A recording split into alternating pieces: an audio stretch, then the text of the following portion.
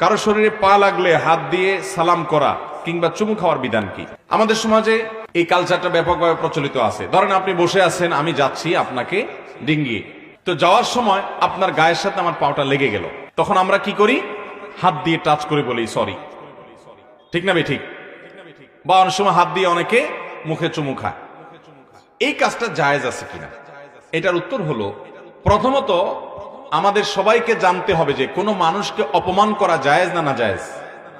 কোন মানুষকে অসম্মান করা ইসলামে জায়েজ আছে না জায়েজ? নবী করিম সাল্লাল্লাহু আলাইহি ওয়াসাল্লাম বিদায় হজের ভাষণে বলেছেন, তোমাদের প্রত্যেকের ইজ্জত সম্মানকে হারাম করা হয়েছে, অর্থাৎ এটা নষ্ট করতে পারে না কেউ। হারাম মানে সম্মানিত করা হয়েছে, এটাকে কেউ নষ্ট করার অধিকার নাই। এখন পৃথিবীতে কারোর প্রতি সম্মান প্রদর্শন বা অসম্মান প্রদর্শনের জন্য যে আপনার মানুষের কালচার, মানুষের যে অভ্যাস, মানুষের যে